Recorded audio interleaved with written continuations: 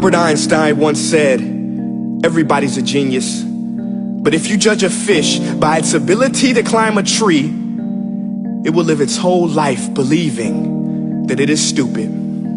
Ladies and gentlemen of the jury, today on trial we have modern day schooling. Glad you could come. Not only does he make fish climb trees, but also makes them climb down and do a 10-mile run. Tell me, school, are you proud of the things you've done? Turning millions of people into robots, do you find that fun? Do you realize how many kids relate to that fish swimming upstream in class, never finding their gifts, thinking they are stupid, believing they are useless? Well, the time has come, no more excuses. I call school to the stand and accuse him of killing creativity, individuality, and being intellectually abusive. He's an ancient institution that has outlived his usage.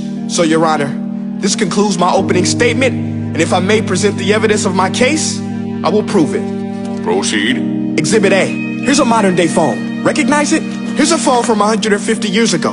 Big difference, right? Stay with me. Here's a car from today, and here's a car from 150 years ago. Big difference, right? Well, get this. Here's a classroom of today, and here's a class we used 150 years ago.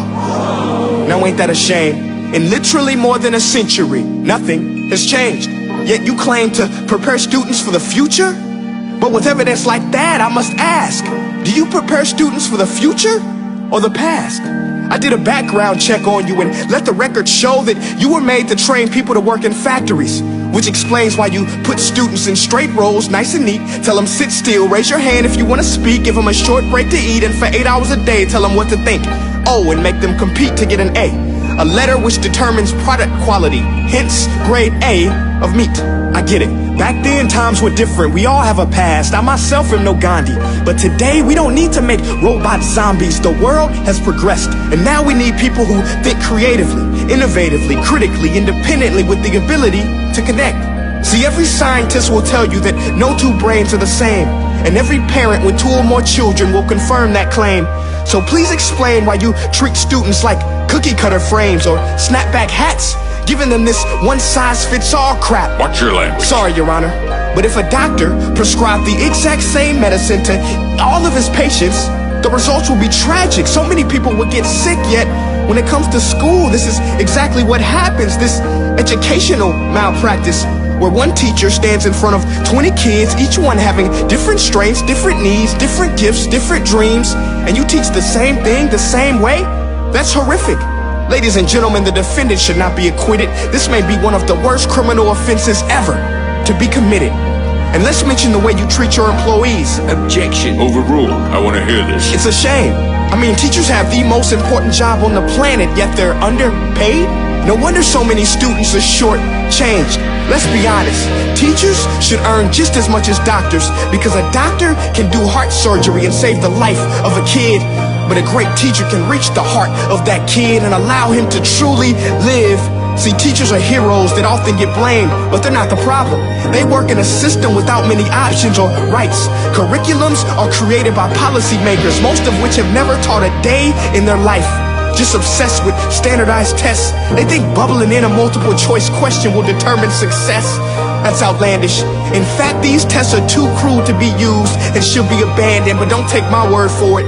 Take Frederick J. Kelly, the man who invented standardized testing, who said, and I quote, "These tests are too cruel to be used and should be abandoned." Ladies and gentlemen of the jury, if we continue down this road, the results will be lethal.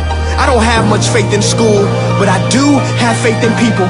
And if we can customize healthcare, cars, and Facebook pages, then it is our duty to do the same for education, to upgrade it, change it, do away with school spirit, because that's useless. Unless we're working to bring the spirit out of each and every student, that should be our task. No more Common Core. Instead, let's reach the core of every heart in every class. Sure, math is important, but no more than art or dance. Let's give every gift an equal chance. I know this sounds like a dream, but countries like Finland are doing impressive things. They have shorter school days. Teachers make a decent wage. Homework is non-existent, and they focus on collaboration instead of competition. But here's the kicker, boys and girls. Their educational system outperforms every other country in the world. Other places like Singapore are succeeding rapidly. Schools like Montessori, programs like Khan Academy. There is no single solution, but let's get moving. Because while students may be 20% of our population, they are 100% of our future. So let's attend to their dreams, and there's no telling what we can achieve. This is a world in which I believe, a world where fish are no longer forced to climb trees. I rest my case.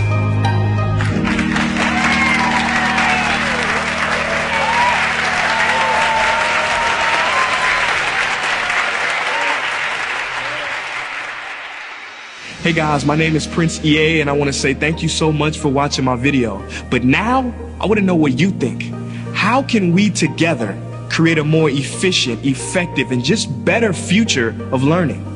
I want you to visit nestday.com/preorder the future and share your thoughts and ideas on the topic.